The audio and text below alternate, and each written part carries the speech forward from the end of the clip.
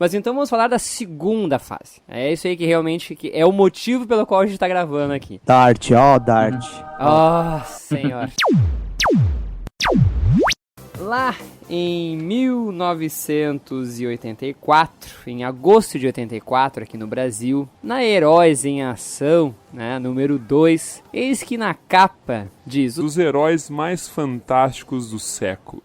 Esquadrão Atari. Cara, dá pra olhar... Pensa isso agora, né, velho?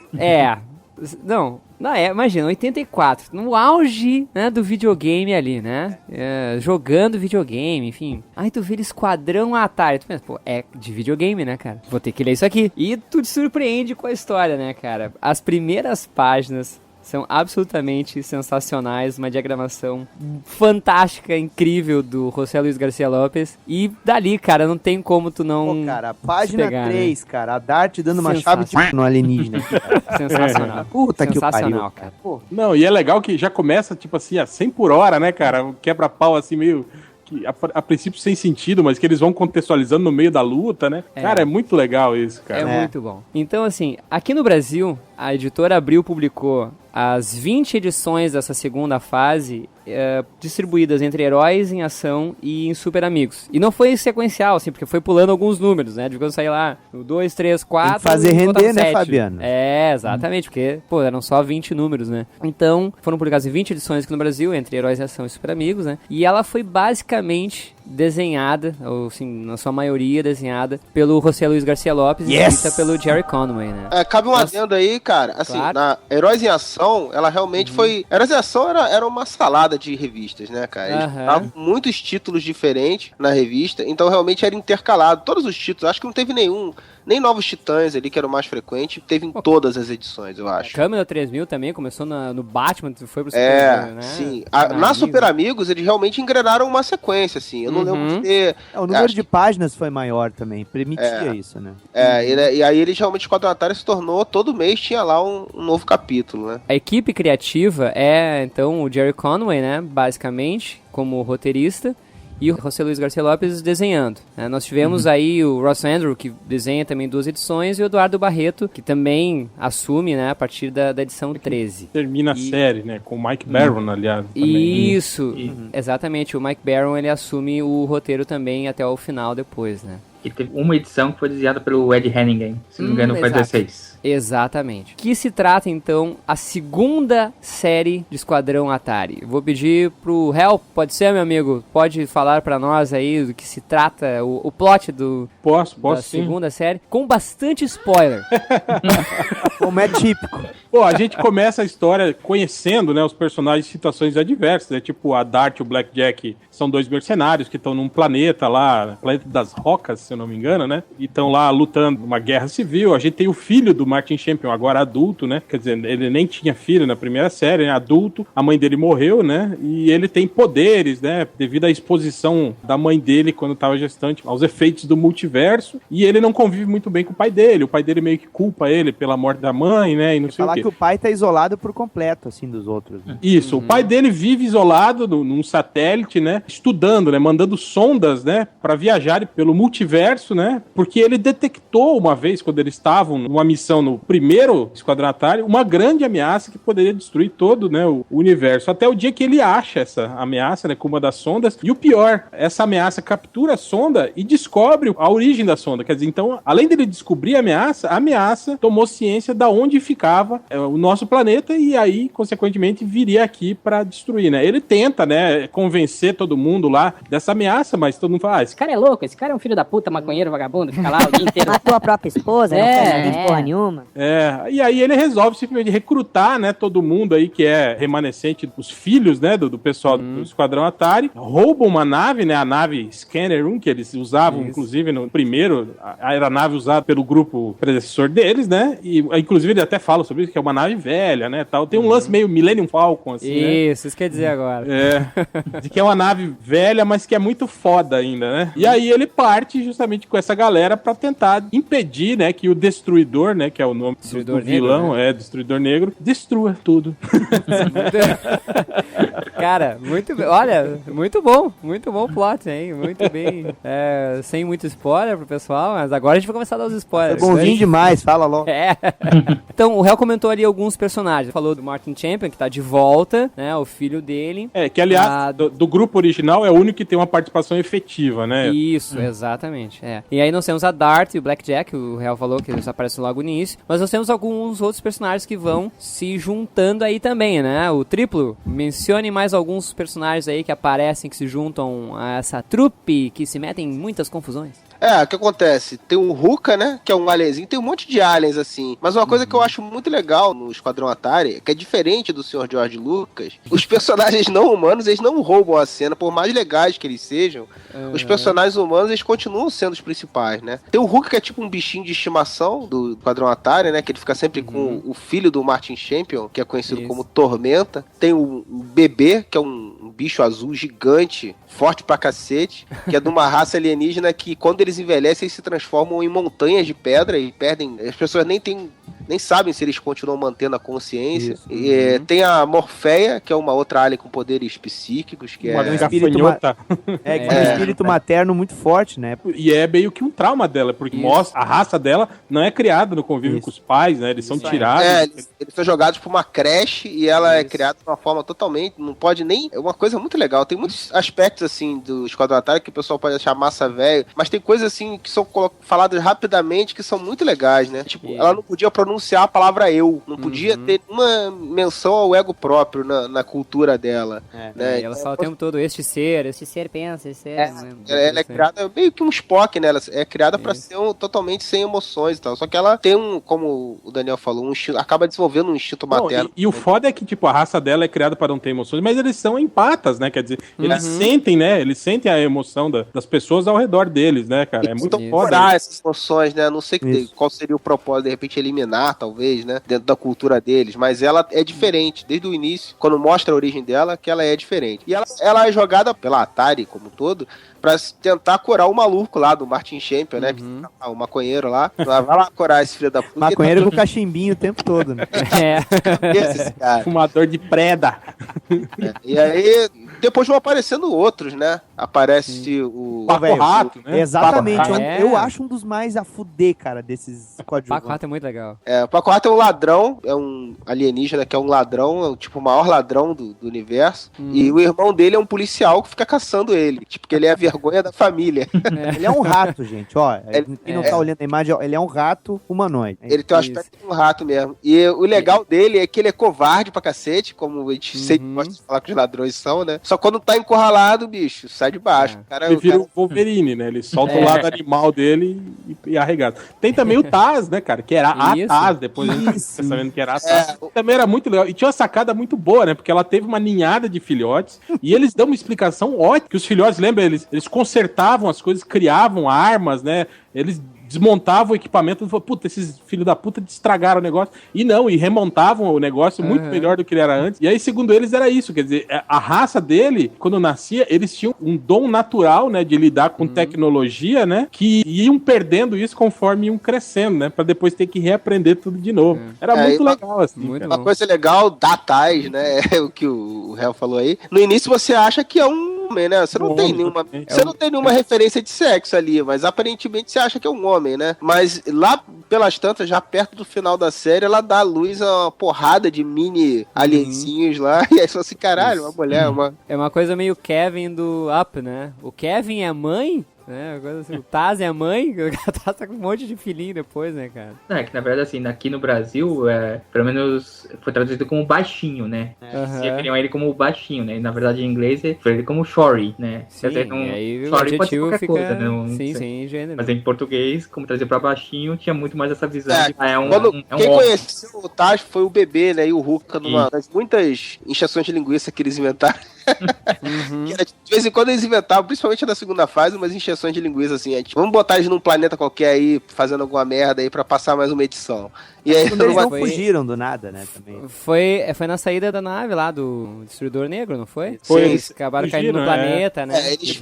Eles tentaram ir atrás da Morfeia numa situação que ela abandonou eles pra fazer algo importante. E aí, resgatar o Chris, dela. Só que eles eram dois idiotas, né? Não conseguiam pilotar nave direito, caíram num planeta estranho. E aí, quando conheceram o Taz, o bebê chamava ele de baixinho, né? Shorty, no caso que o Garavelo explicou aí. E nós temos mais um depois que se junta, né? Que é o Karg, né? Isso. Sim, que era o leão de chakra do Destruidor Negro, né? Que era o imediato dele, digamos, né? Vamos falar um pouquinho dessa primeira parte, porque ela é basicamente dividida em duas...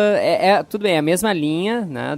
De raciocínio, assim, de história falando dessa segunda série, né, do Destruidor Negro, mas chega uma hora que acaba o Destruidor Negro ali, né, então fica toda essa coisa de voltar para casa, né. Teve um ponto de quebra que foi justamente quando saiu o Gary Conway e o José Luiz Garcia Lopes, e entrou o Mike Baron e o Eduardo Barreto, né, que foi tipo assim, um restart a história continua, mas é um ponto de entrada de uma nova equipe criativa.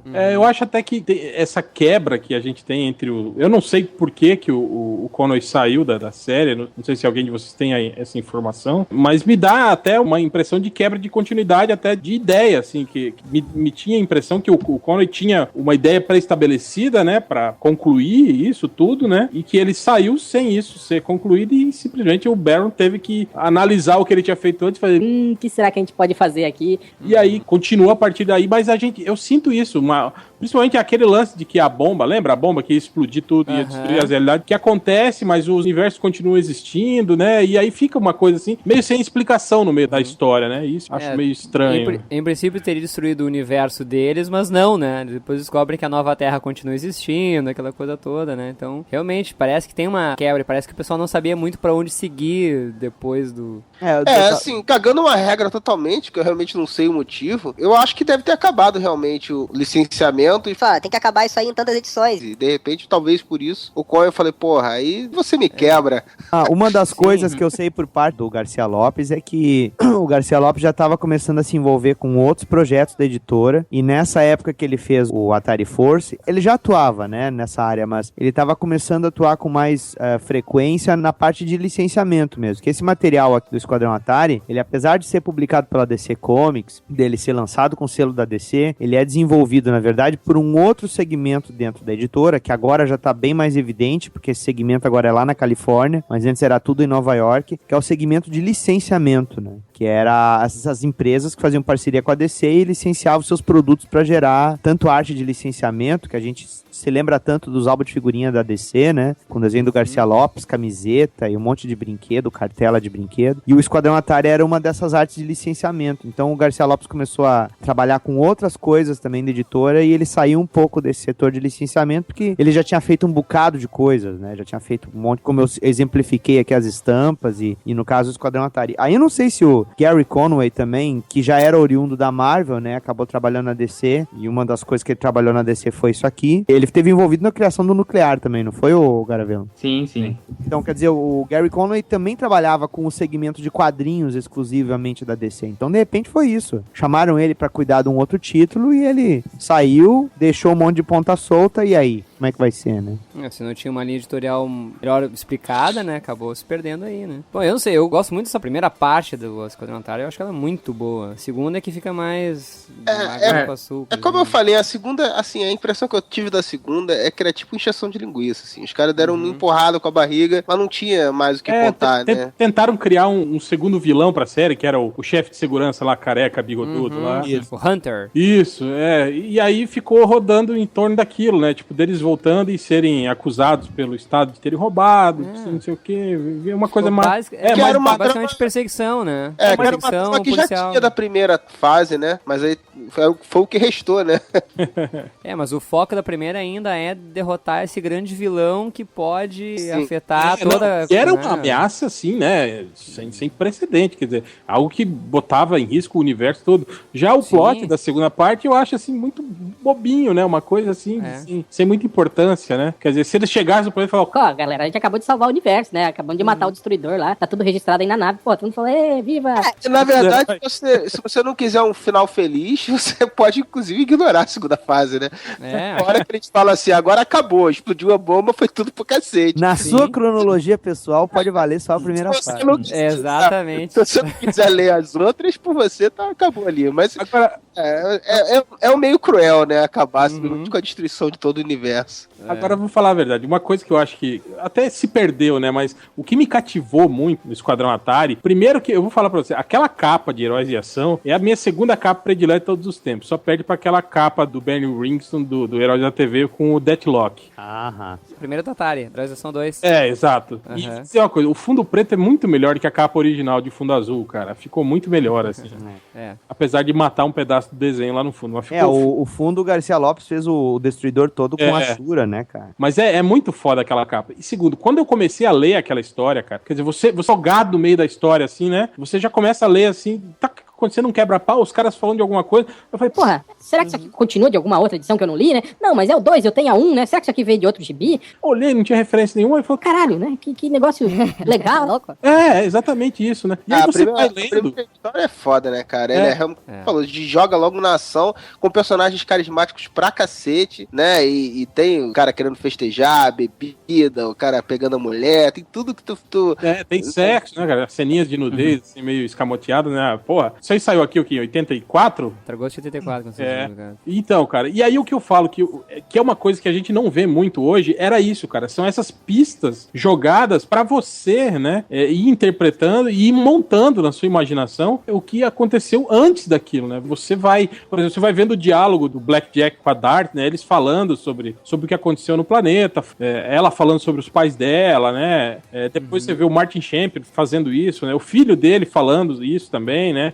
Sobre o passado. Isso é muito legal, cara. Você não vê mais tanto isso hoje no quadrinho de linha, por exemplo. Hoje a história é muito mais mastigada, né? Pra você. Sim. Outra coisa legal é que tinha muita referência ao que foi o primeiro Esquadrão Atari, né? Então você sempre ficava com aquela curiosidade, porra, o que será que aconteceu nessa porra e tal? Não, e é isso que eu falo. É uma referência simplesmente imaginativa, porque essas histórias que eles citam na segunda série não foram feitas, né? Quer dizer, uma lacuna, né, Hel? Exatamente. Eles não citam, tipo, essa primeira série que saiu em 5 edições, não aconteceu o que eles falam, né? Exatamente. Dá a entender que, tipo, além daquelas 5 edições iniciais do Esquadrão Atari que não foram publicadas aqui, né? Aquele esquadrão viveu outras aventuras e passou por momentos muito piores, né? Muito ruins, né? Que foram descambar nessa segunda série, né? Em 23 páginas, eles conseguem fazer a inserção pro leitor do Paco Rato, da Dart e do Blackjack, do Tormenta, do Bebê, certo? Da Empata aqui também. Quer dizer, é um monte de personagem, cara. E eles têm basicamente o quê? 4 páginas, 5 páginas pra cada um, alguns menos que isso, talvez. Tu consegue ficar curioso pelo background de todos eles. Não passa batido, sabe? E a arte é foda, cara. E até os menores personagens, né, cara? Você tem já o Destruidor Negro, o cara que sequestra o bebê lá, que era o... Sim, os dois naves, né? Cara. Quer dizer, em poucas páginas você já vê a personalidade dos caras, né? Você já saca tudo. Isso é uma coisa legal, assim, que o Daniel falou, do lance do bebê, cara. Que, porra, você já tem aquela quebra de inocência de, uma historinha em quadrinho. Porra, tem um bebê, cara. O filho da puta tá sequestrando um bebê pra usar como mão de obra escrava, bicho.